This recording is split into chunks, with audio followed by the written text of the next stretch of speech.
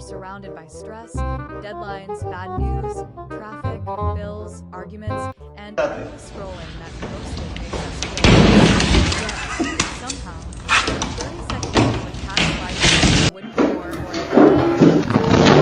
a TikTok dance pops up. We stop everything and laugh out loud. Our shoulders relax, and for a tiny moment, the world laughs. That's not just entertainment.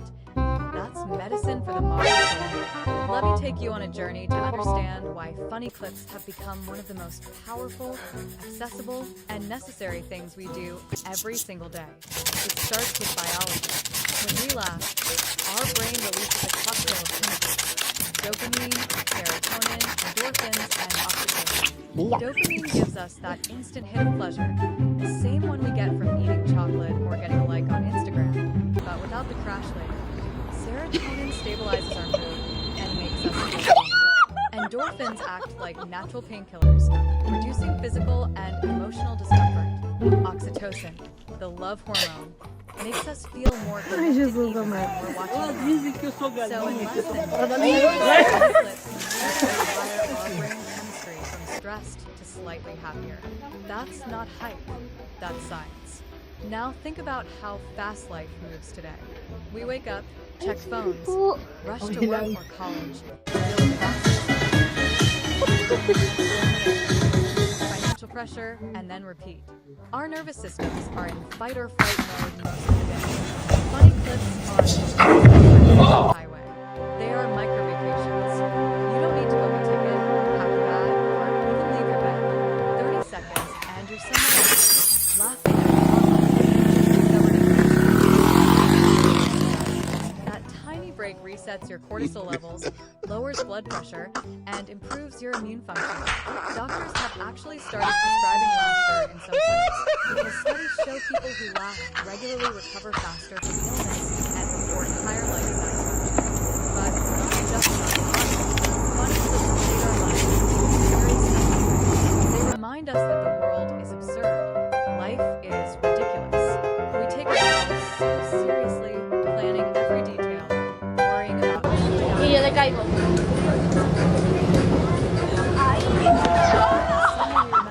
we're all just clumsy monkeys trying to figure it out. That perspective shift is priceless.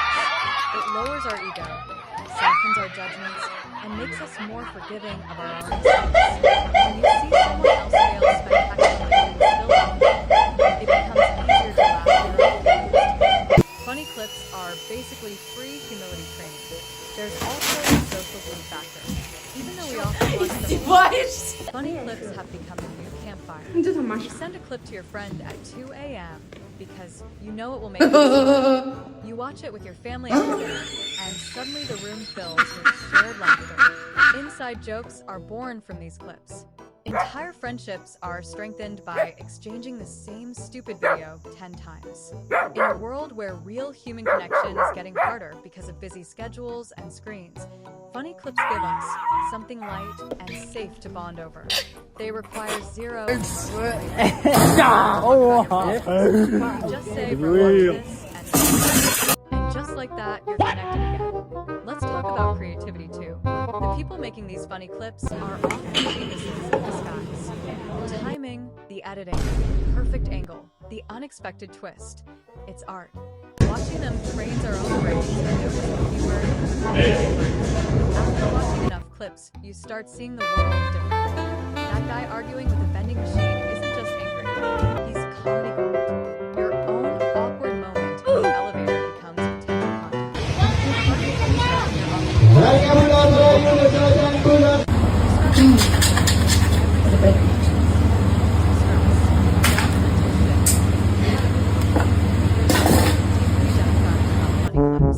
You don't need money, fame, expensive equipment, or connections to make one that goes viral.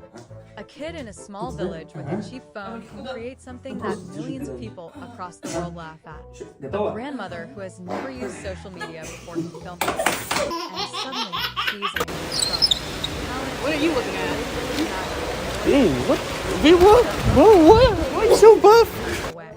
It shows us that joy and creativity can come from anywhere.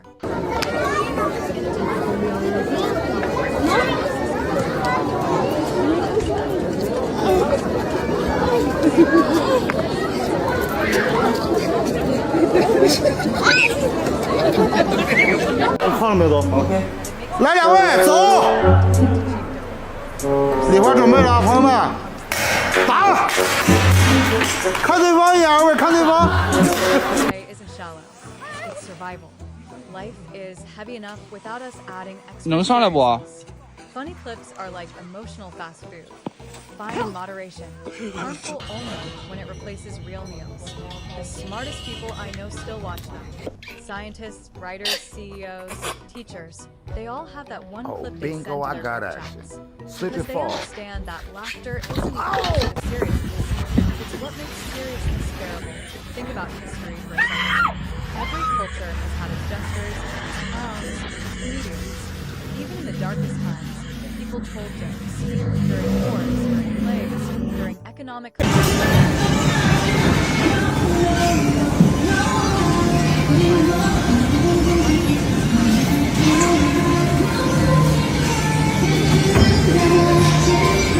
millions of storytellers in our pockets.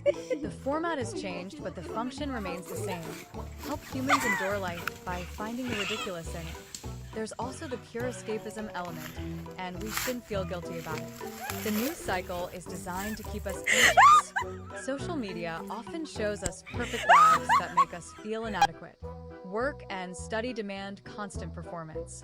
Funny clips are the one place where nobody is trying to sell you anything serious. There's no agenda except making you laugh. No politics, no pressure to be productive, no comparison. Just a guy trying to flip a water bottle and failing for 2 straight minutes. In that moment, you're free. Your brain gets to rest from all the noise. And let's not forget the educational side that nobody talks about. Funny clips teach us timing, delivery, body language, cultural nuances, and sometimes even history or science in the most painless way. What if the scariest thing in the Epstein saga isn't what's been found, but what might have been moved, locked up, and never properly Justin Bieber and a royal location into one messy, trending conspiracy thread. Tonight, we're not confirming anything. We're dissecting what's documented, what's rumored, and what's straight up fan fiction with a microphone. So let's set the stage. Because this is the kind of story the internet chews up like popcorn and then asks for seconds. You've got Jeffrey Epstein, already a name Kak. that doesn't deserve Yes, or slap kak. Slap. Slap. And just when you think there's nothing left to shock anyone, new reporting and document chatter brings back one of the creepiest angles of the entire saga. The stuff that wasn't cases that allegedly moved before law enforcement could handle. Where did it all go? That never really stopped haunting us. 068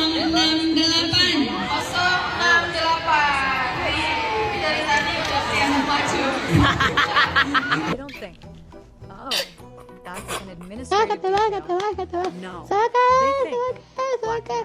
They think lists. They think recordings. They think names that were never supposed to be said out loud. Now here's where it gets messy.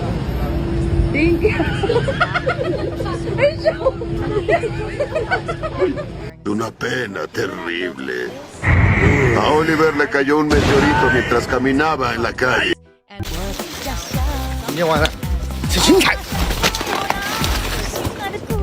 cyclone comes in. Because floating around in the loudest corners of social media is this alleged connection.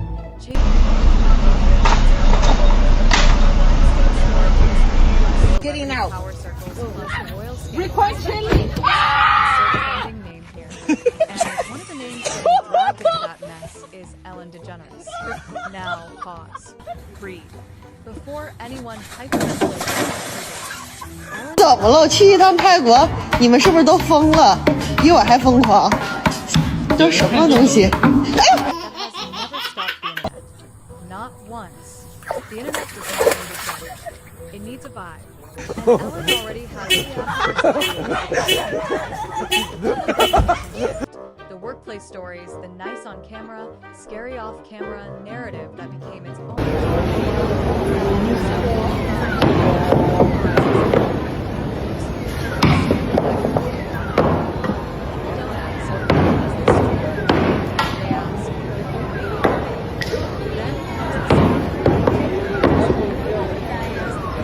Isn't even about secret tunnels or spy movies.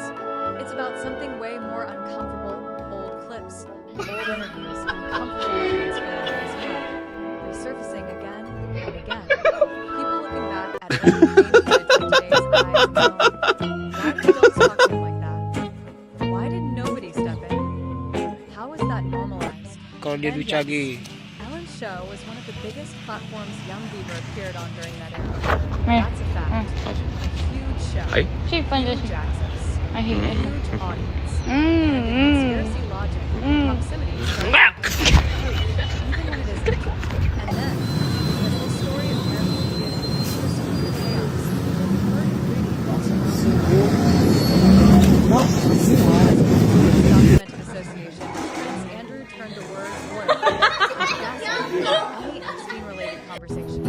So the moment people see celebrity circles overlapping in headlines, countryside college headlines, suddenly every move becomes a sign. Every trip becomes a statement, and every coincidence becomes confirmation. Right there, right there,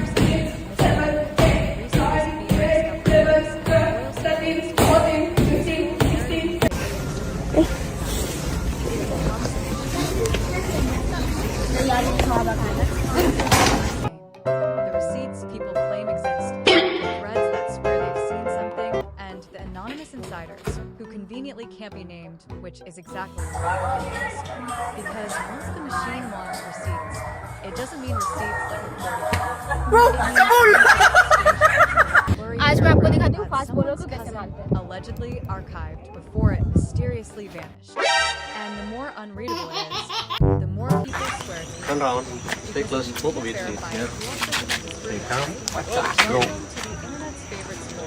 Yeah.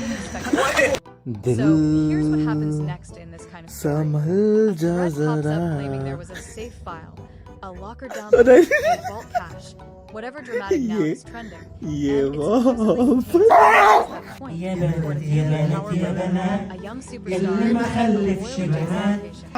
And immediately, people don't ask, where's the original file? They ask, why isn't mainstream media covering this? Which is funny, because if mainstream media covered every viral rumor, the evening news would just be a 24-hour live stream with comment sections arguing themselves. Then the anonymous source phase begins. You'll see captions like, my friend works near the United States, or I should say,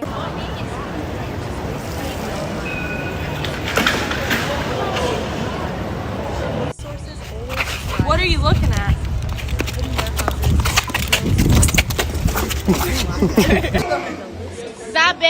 Isabela, vai no lugar seco, Isabela. and it's always Isabela, pelo amor de Deus, sangue de Jesus, They didn't need to Isabela! see this. And that's where the Ellen angle gets dragged into. 差这么多啦，是吧？ Because when the 因为你5岁了呀。 it becomes easy 没有5 for 岁 our culture to turn that 确实 into power play. 那我要刷到我自己 Not 的 evidence, just escalation. 没有差这么多啦。 She was harsh. Next minute, it's she must be connected. The logic is basically famous plus disliked plus vaguely adjacent to other famous people equals guilty of something too. That's not investigation. That's fan fiction with a grudge. Now layer in people who are genuinely disturbed, and honestly, some of that discomfort is fair. A lot of early pop culture treated teen stars like public property. Boundaries got laughed at. Awkward questions got normalized. And when people feel late-stage guilt about that, they go hunting for someone to blame. Estaba calladita, Not me compré the una system. salchipapa. Not industry culture. A person, a single one, preferably one whose name trends well. So the rumor machine goes.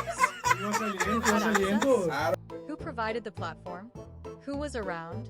And suddenly the conversation slides from this was inappropriate to this was a pipeline. Again, not because proof shows up, but because the story is emotionally satisfying. It explains everything. It packages discomfort into a neat narrative with a bow on top. And then comes the royal seasoning. Because once royal is in the sentence, the imagination triples in budget. People start painting scenes in their head. Black cars, private estates, locked gates, old money rooms, quiet deals. You can practically hear the dramatic string music. It's not even about what's true. It's about what feels like it could be true in a world where powerful circles overlap.